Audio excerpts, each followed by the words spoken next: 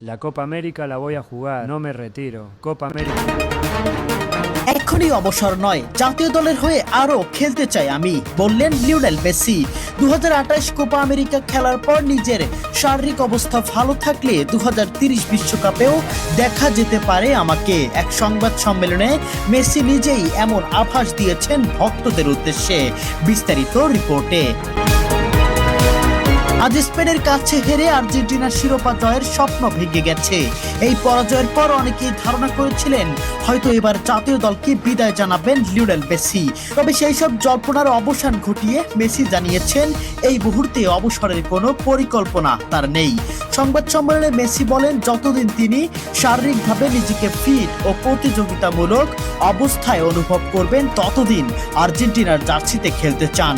তিনি ইঙ্গিত দিয়েছেন 2028 সালের কোপা আমেরিকায় খেলার ইচ্ছা রয়েছে তার, আর সেই সময় যদি ফিটনেস ঠিক থাকে তাহলে 2030 বিশ্বকাপেও মাঠে দেখা যেতে পারে তাকে।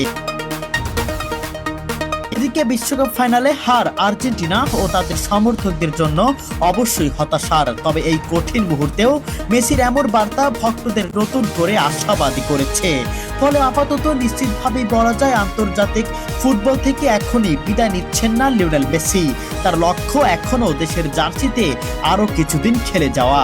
লিওনেল মেসি এবারের বিশ্বকাপে যে পারফরমেন্স দেখিয়েছেন তাতে তার ফিটনেস বা পারফরমেন্স নিয়ে সন্দেহ করা বোকামি।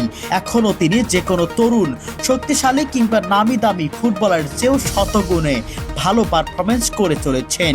সেক্ষেত্রে মেসিকে নিয়ে 2030 বিশ্বকাপের স্বপ্ন দেখতেই পারেন আর্জেন্টিনা ও মেসি ভক্তরা। সেই সঙ্গে 2028 সালের কোপা আমেরিকাতেও দেখার অপেক্ষায় থাকবেন সমর্থকরা। দর্শক, আপনাদের কাছে কি মনে হয় মেসির এই সিদ্ধান্ত কতটুকু যুক্তিসম্পন্ন? এখন অবসর না নিয়ে 2028 কোপা আমেরিকা ও 2030 বিশ্বকাপ খেলা চালিয়ে যাওয়া কি মেসির ঠিক হবে? কমেন্ট বক্সে আপনাদের মন্তব্য জানিয়ে যাবেন।